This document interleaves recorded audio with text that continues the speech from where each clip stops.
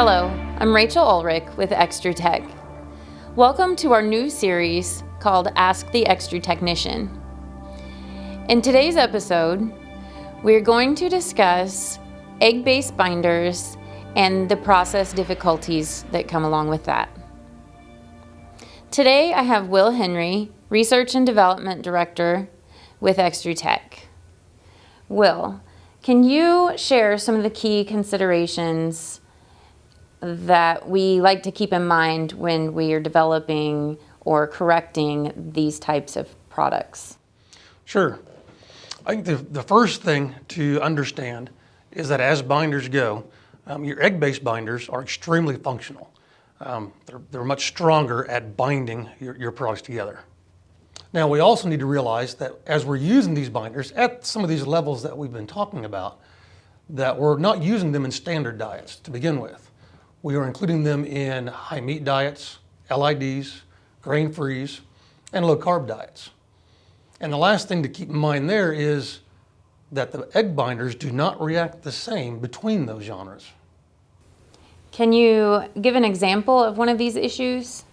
Sure. I think the easiest one to look at first would be the high meat diets.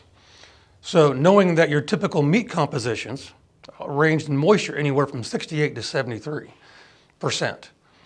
Now, at an inclusion level of 35% in the diet, our moisture load at the ADP has already exceeded 30%.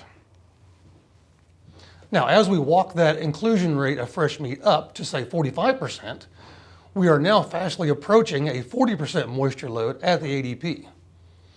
Now, if we try to take that same process and run it as we do our typical pet food diets, what's going to happen is that we will overcook or pre-cook those binders too early in the preconditioner.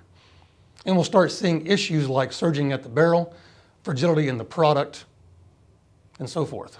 So this requires corrective action. How do you go about correcting an event like that?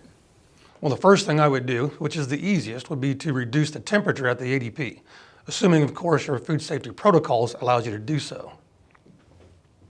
The next thing I would look at doing is to decrease my retention time in the preconditioner itself. And then maybe even review the performance of this product over time. And if I have historical issues with this diet, maybe look back at the formulation to see if we can make some adjustments there with the binders.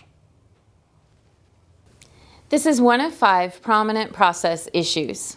In the next episode of Ask the Extru-Technician, we will discuss process efficiency and the key indicators.